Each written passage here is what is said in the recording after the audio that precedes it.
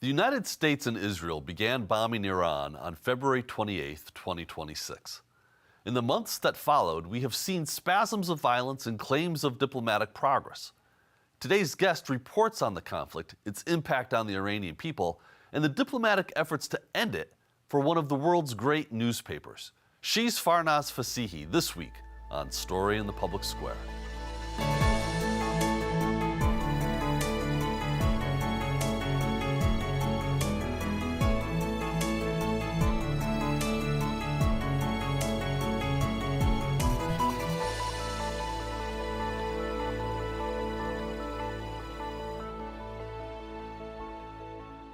Hello and welcome to Story in the Public Square, where storytelling meets public affairs. I'm Jim Ludis from the Pell Center at Salve Regina University. And I'm G. Wayne Miller, also with Salve's Pell Center.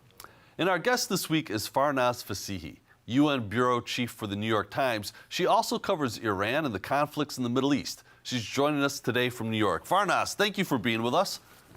Hello, Jim and Wayne. Thank you so much for having me. Well, it's a real pleasure, and we're big fans of your reporting. We're taping this on June 10th. It's more than 100 days since the start of the war in Iran. In your reporting on the conflict, what has stood out to you?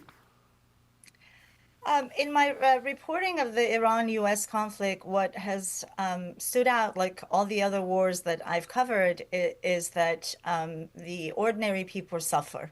Iranians and Israelis, Arabs in the region. It's, these wars are decided by, officials elsewhere, but it's really the ordinary people's lives that are caught in the conflict. Speaking because I cover Iran, I have a better understanding of what's happening in Iran, and the economy has deteriorated significantly, infrastructure has been damaged, and the other issue is that there's none of the stated goals of this war that President Trump started have been achieved. Iran's regime has not been toppled. Its stockpile of enriched nuclear material is still intact and in Iran.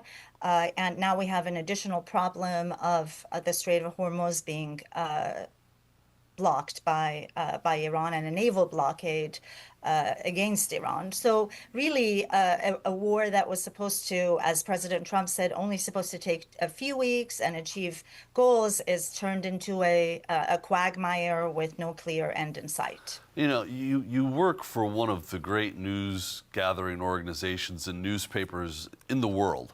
And so it's your job to share these stories with the American public.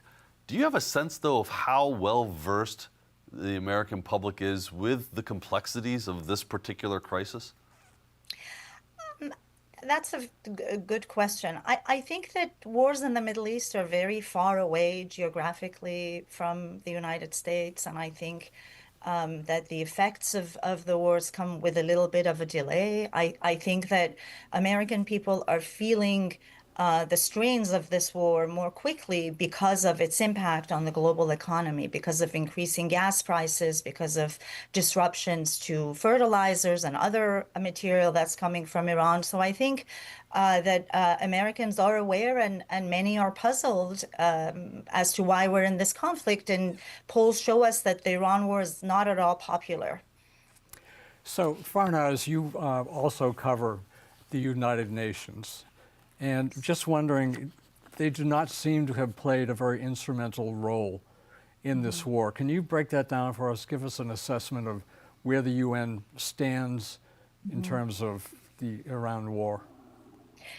The United Nations as a whole, meaning the Secretary General, Antonio Guterres, and the UN as an organization, is consistently been against conflict. And they've said that we want these wars in the Middle East, from Gaza to Lebanon to Iran, even Ukraine and Russia, to end.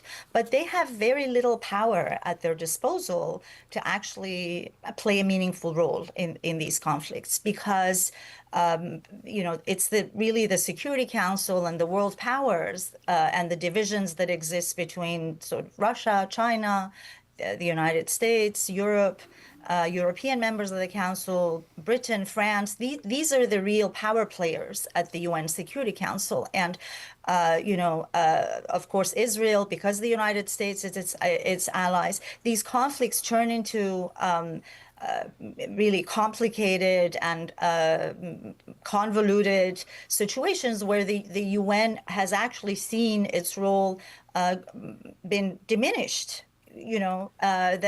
Decisions are being made really even without the UN playing a role. I mean, even if we look at Gaza ceasefire, if we look at the negotiations with Iran right now, the UN has played a very little role in mediation.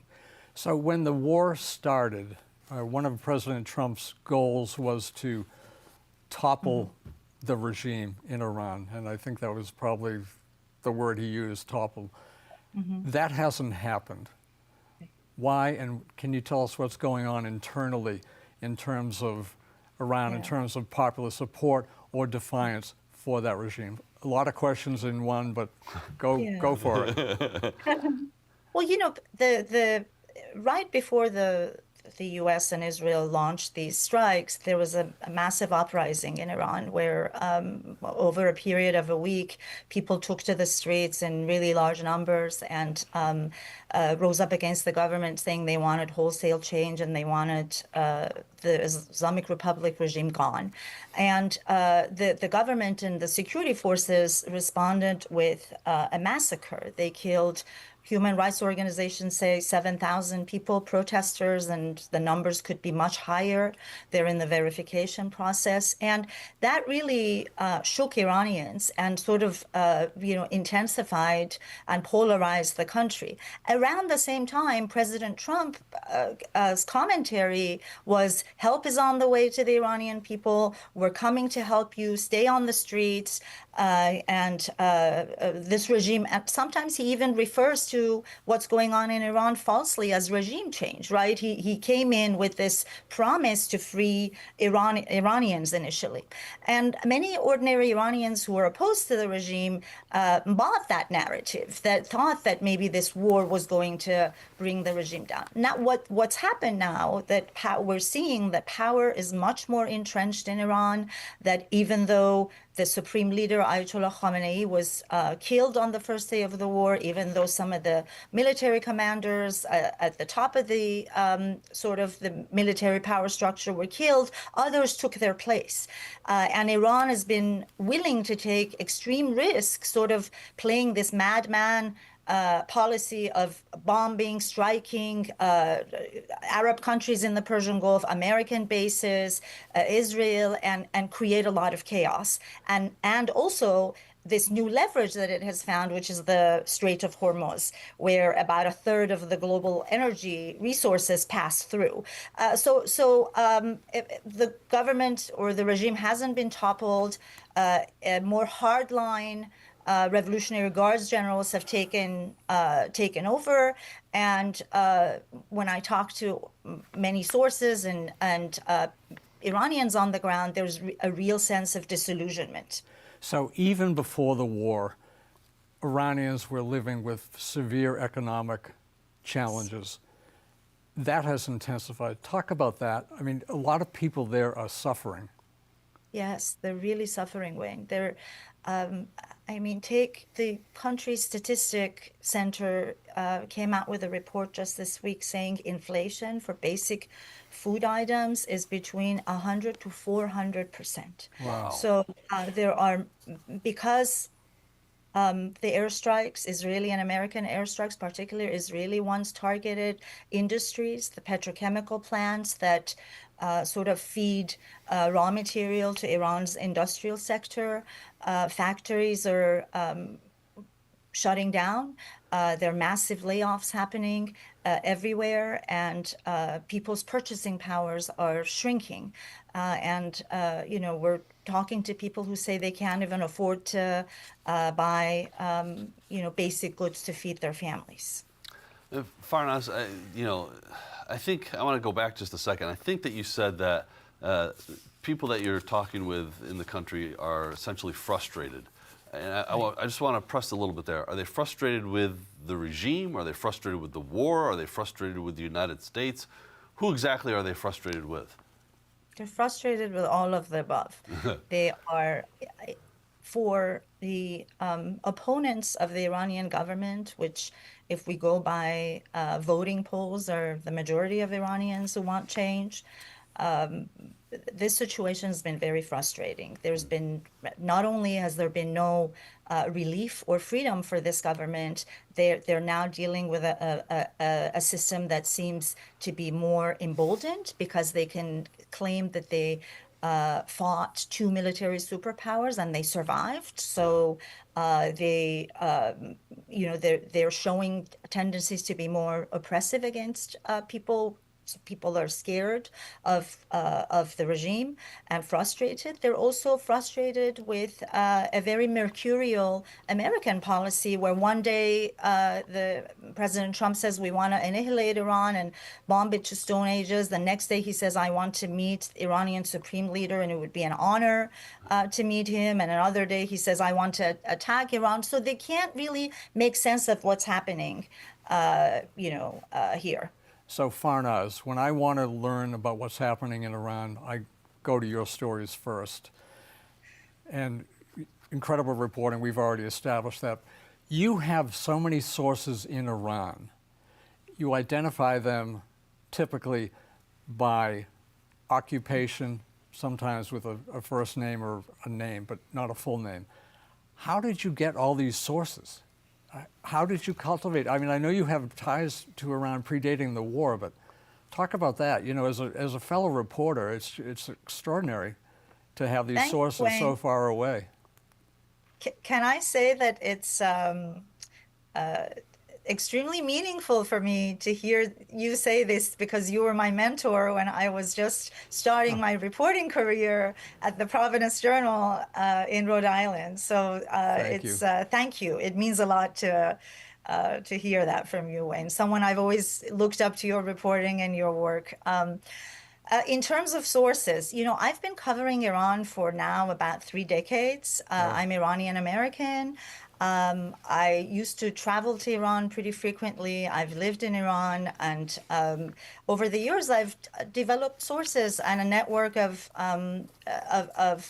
government officials, of security sources, and ordinary Iranians in every sector that I've known and engaged with for a really long time. And I think it's because of those years that I spent reporting inside the country and living and traveling inside the country that I can manage to get a hold of them, because these are long established relationships. So I think that they trust me and they know that I'm a professional journalist. So, I would honor whatever terms of attribution that they, whether they want to be on the record, on background, off the record.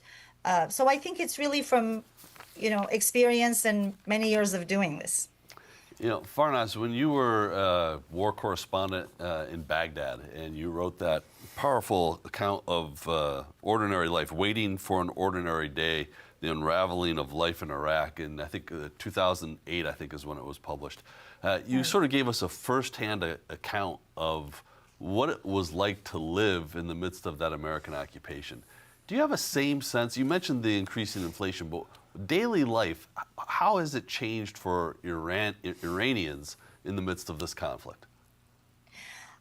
I think that the situation in Iran right now is quite different than what it was in Baghdad and in Iraq when I was there, because in Iraq there was a ground invasion and a military occupation, so American forces were on the ground, and there was also a very volatile insurgency against them. So there were terrorist attacks all the time, and people didn't feel safe to even, Iraqis didn't feel safe to go fill up their car with gas or send their kids to school.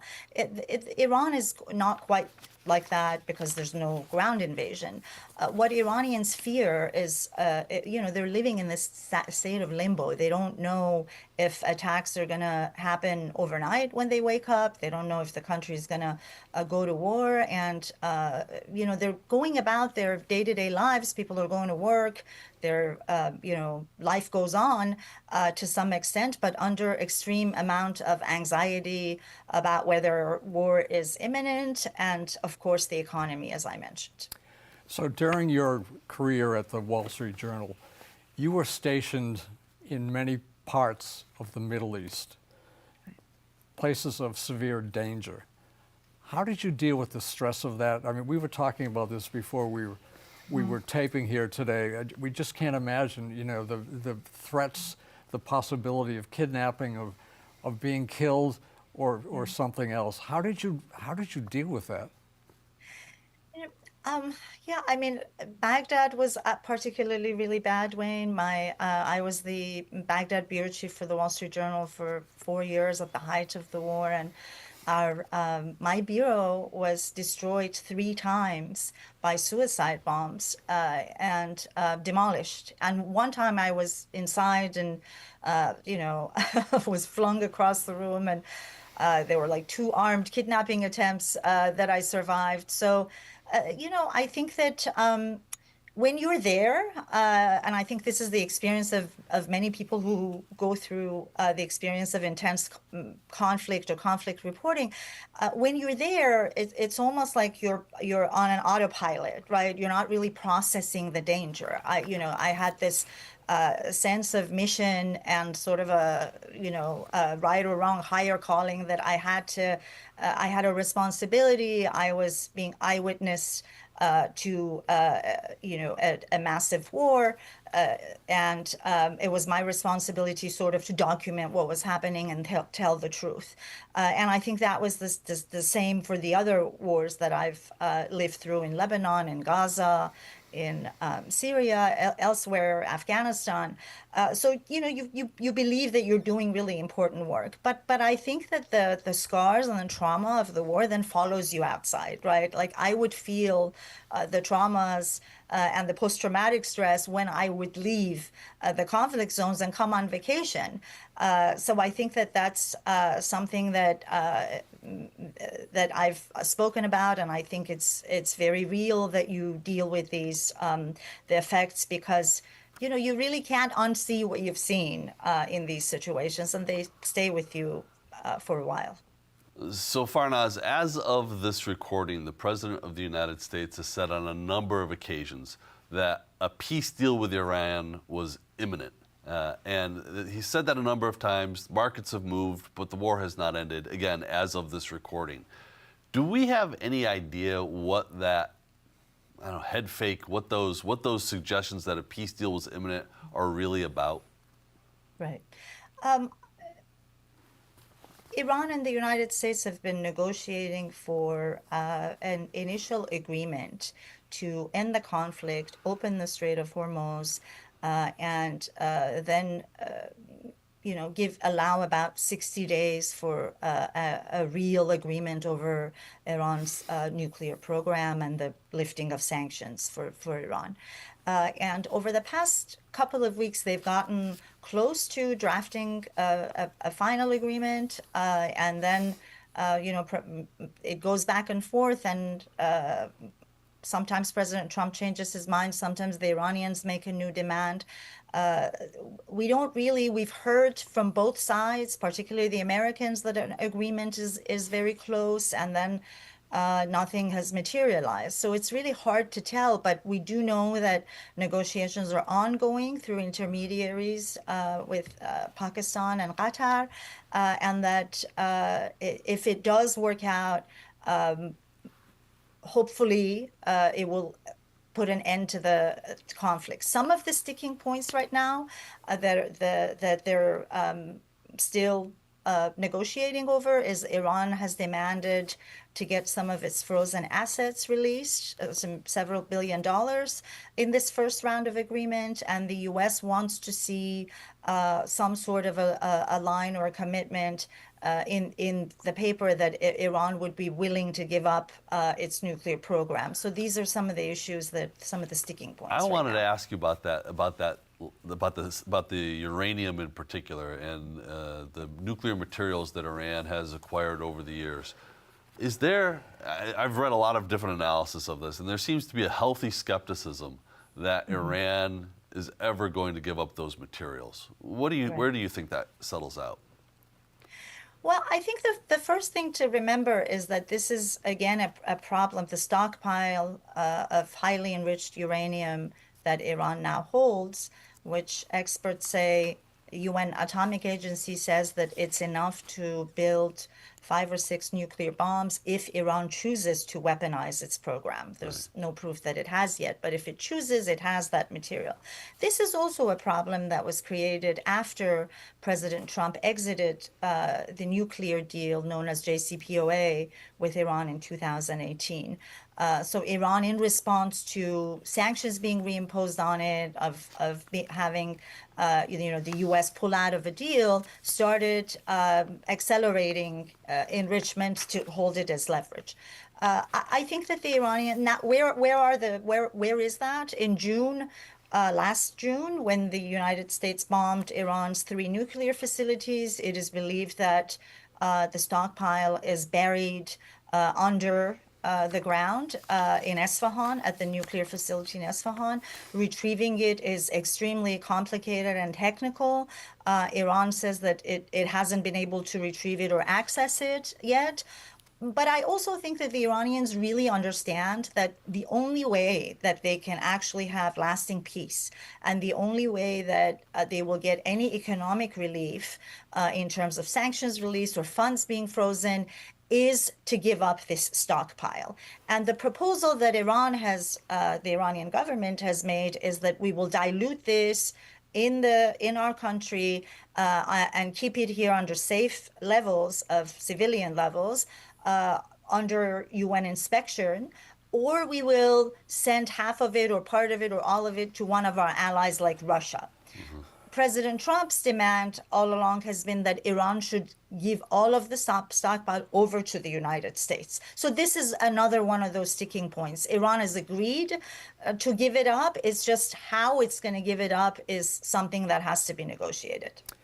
So this month being June, you published a story headline, "She lost her career, family, and freedom. She's still fighting to change Iran." And this person you named, Najez Mohammadi. Tell us about that story. Again, a very, very powerful and intimate portrait of somebody that you photograph or somebody photographed and you name. Narges Mohammadi is Iran's most prominent human rights activist and women's rights activist. She is also Iran's Nobel Peace Laureate. She was awarded the Nobel Peace Prize while she was in jail.